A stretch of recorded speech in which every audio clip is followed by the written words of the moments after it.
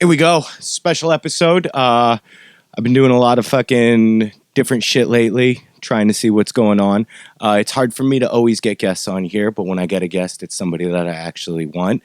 So we're going to be bouncing all over the place with this one because, it's still trial and error. When I do these by myself, I know what's going on. When I have a guest, they're not sure. I'm not sure how to go about it yet either. Don't have enough experience in it, and that's why we're doing it. So we'll just get into my guest, and he'll introduce, and we'll figure out where we're going to go from there. Leo? My name's Leo Boisvert. I've been a friend of JR here, 10 years almost? 10 years. I got to know the guy playing in a band together. We've been friends ever since, so it's me. Yeah, so I always talk about on this freaking people who say they don't have enough time to do shit, and like we discussed what we were going to talk about before this. So, but me and Leo were in a band, pretty successful band for a decent amount of time, and Leo has Lyme's disease. Yes, correct. So, what does that actually do to you? Like, talk about during the situation when we were in Triple S. So it's almost a long story, and I'll try to summarize as quickly as I can. But Lyme's disease is something I contracted. I was probably around 10 years old. Just from being a younger kid playing in the woods all the time, I got bit by a tick. And, when I first got Lyme's disease, I had a lot of the very stereotypical symptoms, a lot of just almost feels like you're getting the flu, like kind of like joint and muscle pain.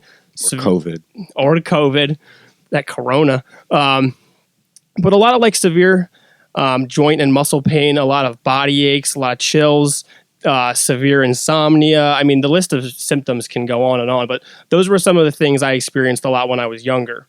And, when I was younger, my mom, I was just a little kid. She was kind of the first one that would pick up on if I was not feeling well, if I wasn't myself.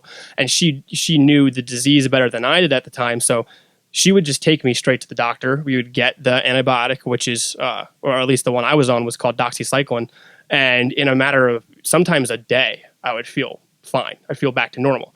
And that was just kind of my life for years going up. I would be fine, and maybe once a year or once in a while, I'd have a little bit of a flare up, go see a doctor, get the antibiotic, good in a few days. And then I don't remember the exact year. It's been about 6 or 7 years. I strung myself out too much, just trying to do too many things, or just trying to work more hours in a week than I could physically. I couldn't keep up with anything. So, I was working 2 jobs.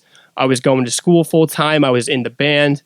So I was essentially, I didn't even have a day off to even so much as, I was in college, sit down and do my schoolwork. So I think that after a pretty short amount of time, about a month or 2, that really caught up with me.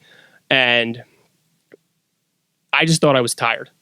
Just thought I was run down, thought I was tired. You were definitely tired. I was definitely tired. But I just thought the over-exhausted feeling was something that I would just get used to with having my hands in so many pots. And eventually, once again, like when I was younger, my mom was the one that stepped in and realized I was not myself, something was wrong. And I went to a doctor. I did just the typical Lyme treatment, and my levels were through the roof. And I went on the doxycycline like I always did. And one of the problems, or one of the things that I think a lot of people don't know about Lyme disease, and one of the reasons it can be so debilitating to people, is the longer you don't catch it and the longer you let it go, the more, for lack of a better term, you'll suffer. The more detrimental it exactly is to your body. So when I was younger and I got diagnosed with it, we were very quick acting, and maybe that's one reason I would recover so quickly with such minimal treatment, was it was just very fast. And when I got older and when I just thought I was exhausted, one of the reasons was my symptoms were vastly different. I mean, the insomnia was still there, but a lot of light sensitivity, sound sensitivity, just different symptoms in general was what I experienced the second time around. And I let that go for so long that, I let it go for about, like I said, 2, maybe 3 months. And here we are 6 or 7 years later, and I still pay the price for that, letting it go for that long. Not as severely as I did 6 or 7 years ago, but it's just, I think at this point, it's always going to be something that I have to kind of control and monitor, almost like someone who has diabetes, just in a different light. Now, the whole reason I bring that up is because at the time when Leo was tired, he was a full-time employee. He was a full-time college student. And at that point, we were kind of at probably the peak of our band, which we treated it as a business. So that was a full-time thing while dealing with his Lyme's disease, which just makes you an exhausted person, at least in your symptoms. It just takes everything out of you. Now, like I said, the reason I bring this up is because so many people say, I don't have time for this. I don't have time for that. But yet, this dude, while suffering from something, who never made it an excuse, found a way to graduate college, and you graduated with a damn good grade. Yeah. I mean, your portfolio alone that I looked at, which I had no idea what it was. What was your, it was numbers, accounting? And so I was a business management major, and the culmination of my degree was in an internship, which is probably the one big thing that you did see, or at least flip through, because it was so in depth. My internship was done through a company called Unplugged Inc., which was partnered with Martin Guitars. So we partnered with Martin Guitar to sell their guitars online worldwide. So I was the CEO for about a 6-month internship of Unplugged Inc. So I ran every aspect of the company. And so that was, that was having another job thrown like in on top of everything. Thing. Yeah. Which was interning, going to college, working, being in a band, and trying to find fucking sleep and just trying to take care of healthy habits and everything. And that, like I said, this portfolio was ridiculous. It was fucking alien talk to me and everything.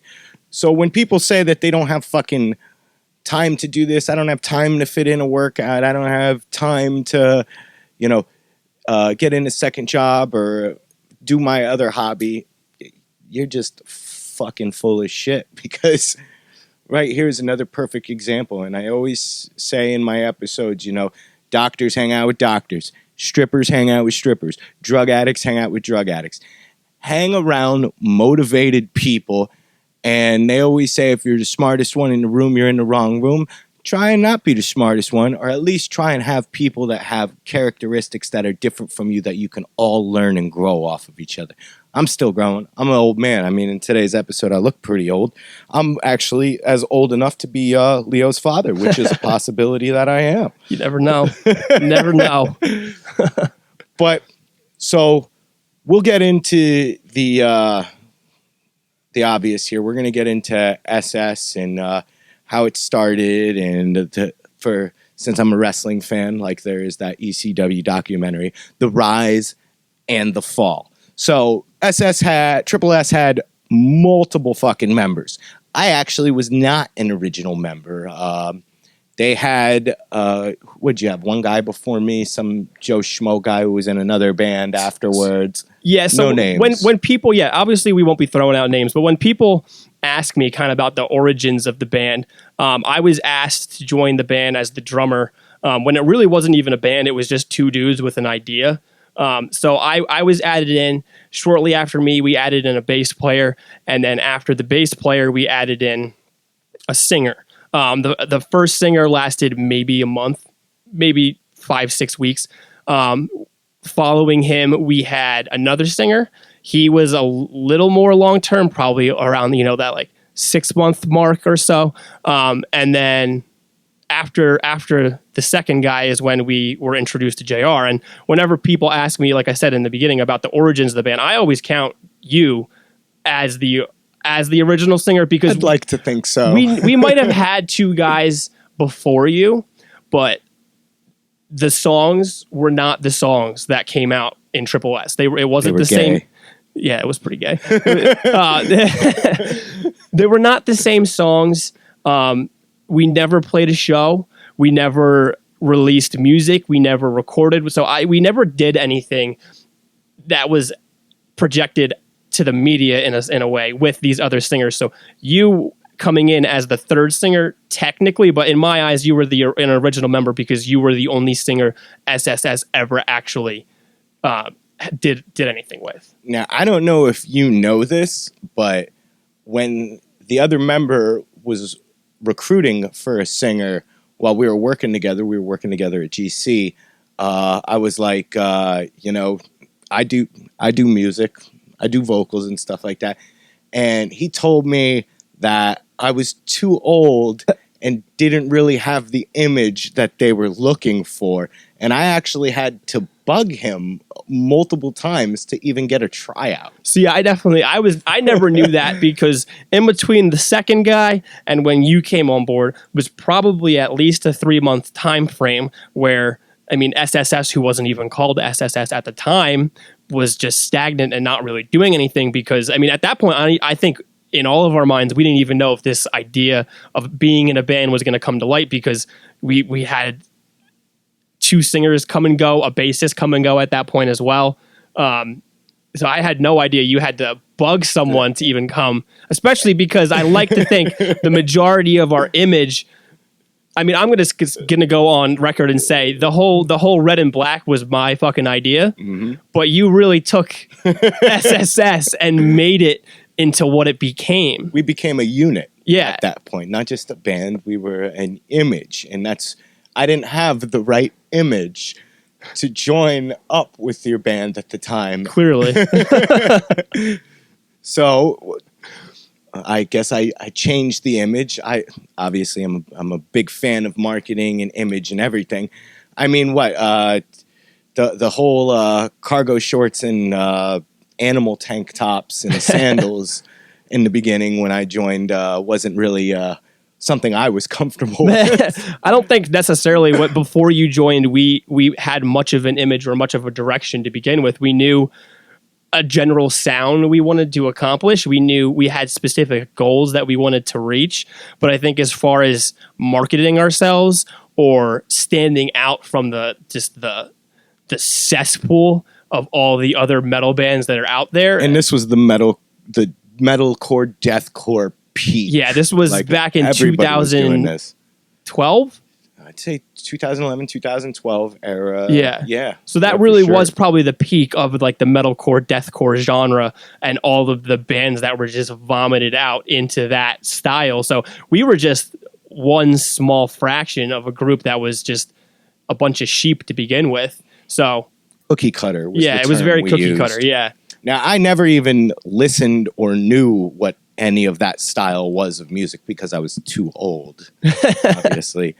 But between, I feel your energy and phenomenal on point, metronomic like fucking drumming, and my older school influences, and the other. We're not going to exclude the other guys. Their input obviously added to our sound of what we molded, but the fact that we all had that different sound and image to bring to the pot is really what molded us from what was kind of like a deathcore or metalcore kind of thing into the fierce deathcore with some singing choruses, some singing choruses. I know. I mean, I agree. I think that we all came from kind of like a diverse musical background, and it all contributed into making, especially the keyboard. I think that we took our diverse musical backgrounds and made what would have been a very cookie cutter, very basic, for lack of a better term, metal project into something that stood out a little different, both musically and visually. Yeah, I mean, like, I don't know what our folding point was because I got the tryout. I was stoked on it. Had my own gear. Freaking came and tried out. First time I met Leo. I have to interrupt just about your tryout and you mentioning your age. I remember the tryout and my first impression of you was, who the fuck is this old guy? Like, who is this ancient motherfucker showing up with Osiris's and camo, like, jean shorts cut off? But it was like love at first scream. The second you got on that mic, I was like, that is our guy. I didn't mean to cut off your train of thought. I just had to interject that in there. I had to bring up the Osiris's. That was a funny era of shoes for me. I've still got a couple of pairs of those, but I don't think I'll be caught in public unless I'm going to get smokes. But yeah, I mean, that was an awesome beginning, and everybody had a good idea. And from there, after maybe a couple of months, we had one scheduled practice a week at that time, maybe bi-weekly. Yeah, I think we started out just probably, I think it was Sunday afternoons we would practice, and before it became I remember it was Sunday and Wednesday, if I believe, were our days. But we started out just kind of once a week, just kind of really in like the writing stages of the band for coming up with music. Yeah, and from there we all decided this is what we're going to chase. This is the path. So we started the band fund, which every week everybody had to kick in. Was it like $100, $50 or something like that? And started to build our sound from there. And then how did we come up with the whole kickstart for the album idea? I don't remember whose exact idea to do a kickstart was, but think back kind of how we said during like the 2011 to 2013 peak of the metalcore, deathcore genre. I think that was also kind of like the beginning, if not the peak, of doing something like a Kickstarter. Yeah, because you don't hear about Kickstarter anymore. You hear about the GoFundMe. Yeah. But you don't really hear about Kickstarter. And I mean, GoFundMe is just kind of like a newer creation of what Kickstarter was. It's like Kickstarter meets OnlyFans. Exactly. I like that analogy. Like I said, I don't remember whose exact idea it was to do a Kickstarter, but I remember, essentially we were just or maybe at this time, 5 broke dudes. We all had jobs. We all essentially went paycheck to paycheck, and the money that we did have left over from playing shows. Really cheap jobs back. Yeah, then. we did. we were borderline minimum wage employees, I think, all of us. So the little bit of money that we did have, like you brought up, we had a band fund, we had a band account that we would, I don't remember the exact amount of money, but we did have weekly kind of like mandatory deposit amounts that we had to put in. Yeah, let me fix that real quick. That just kind of always happens every once in a while. Of course, we do an episode talking about SSS and something fucking like this happens. Having technical difficulties. I think it's just dead. We'll just leave it dead. We're a little darker now. If you've noticed, I've been having some technical problems with some of my lighting. But yeah, and we raised half of the money through Kickstarter. Yeah, we raised a good chunk. It was a decent amount, I think what, $2,500, maybe $3,000. Yeah, it was close to that number. And with Kickstarter, you got to give out rewards. Yep. With that, Kickstarter isn't like a GoFundMe and just give me fucking money and I'm gonna fucking spend it on whatever the fuck I want. Kickstarter, you kind of like got to petition to them. Yeah. And you have to do a video of almost like a commercial for what did now. A Kickstarter, it was almost like an expensive way to sell a product that you didn't have yet. Yeah, it's like the porn man's Shark Tank in a way. Yeah. So we did that, and we wrote a bunch of songs, I think, but it came down to like the ones that fit our style was 5 songs. I think it was 5 or it was 6. 6 songs. The first album. Now see, when I'm done with a project, like when I know that it's dead, it's completely in my rear view. I don't go re-listen or any of that stuff. Now, I still have tons of merch, so I still give that away and shit like that. And I'll tell people, yeah, go check out the video and stuff like that. But as far as me listening, I mean, I haven't listened to Crimson Tide or any of that and it was a phenomenally recorded album. Where did we record that? We recorded our first album, which you mentioned, Crimson Tide. That was done at Atrium Audio. Atrium, it was a Lancaster-based recording studio. I have a feeling like they moved. They either moved or they changed their name. Though. They were big time at that time, but think this was going on, 8 years ago now? So they were big back then. They are a huge recording studio now. I've seen pictures of their setup in the building, or even just the rooms that they have built for their recording, and it's vastly different than what it was back then. Now they were phenomenal producers. The guy who worked with Leo, what the fuck was his name? Grant McFarland. McFarland. He was for This or the Apocalypse. Yep. He was their that drummer. Was his band. Yep. And man, the sounds and the way, I mean, Leo took the least amount of time recording this album. He fucking gunned through his shit, no problem. Like I said, metronomics, like, I don't even know if that's a word, but it is fucking now, was on point. The toms, the snares, this guy was outstanding. If you're if they're in Pennsylvania, are they still in Pennsylvania? Maybe I believe they would be still in Pennsylvania. I think they still live in Lancaster. I just don't know if the recording studio is still based in that city or if they just moved to a different part of the city. I didn't notice there was something different in their camp.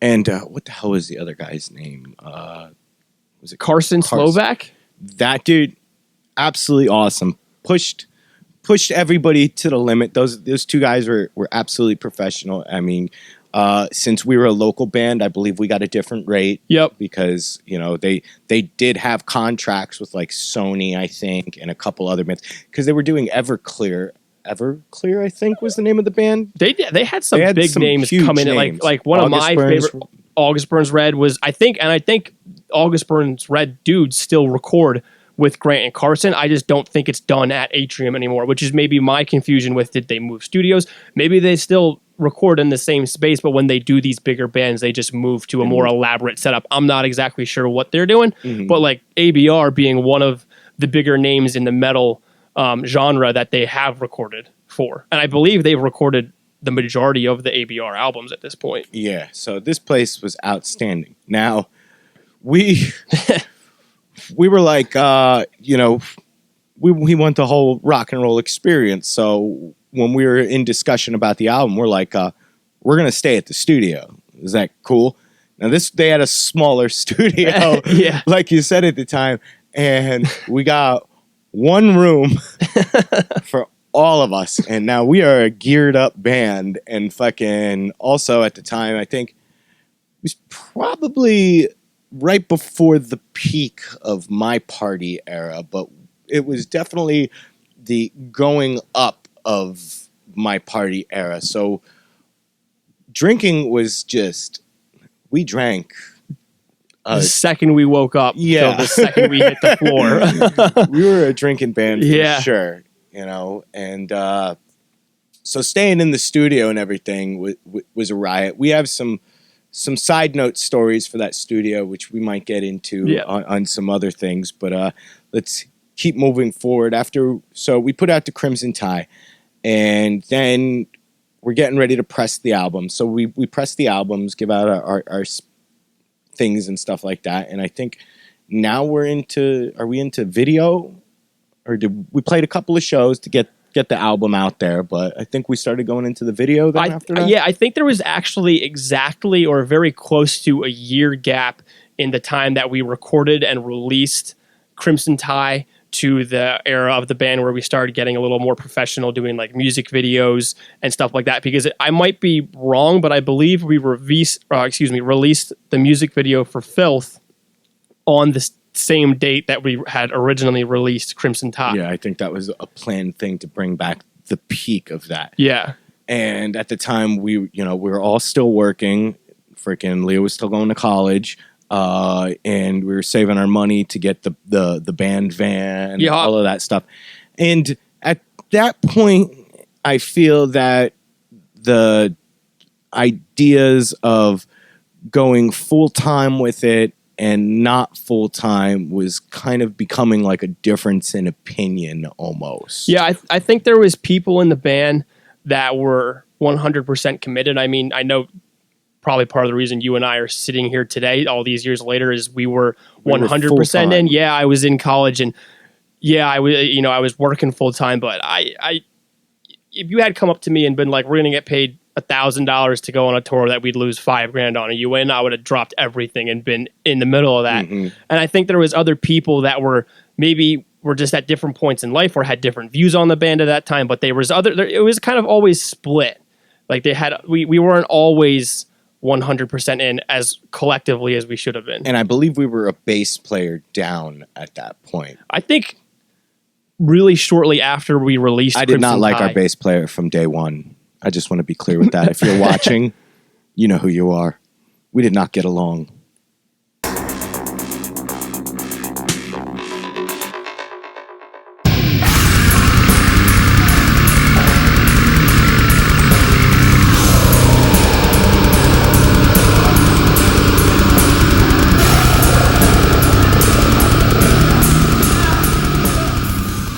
Hey, thanks for fucking watching. Hit the subscribe button. Fucking follow this shit. That's how we get it out there. Share it with your friends. Put it on your page. And I'm on all other social media shits. Instagram, fucking Twitter, the Facebook. I try and put different shit on them, but they're all kind of linked together. Share the damn thing, please. All right? That's how you get it out there. And, just keep it going. I'll have some fucking merch soon. I said that last time, but this time I fucking mean it. And I'll be putting out maybe a second show. I start throwing little shits out there, but usually everything's always released on a Monday. So thanks. The fuck out of here.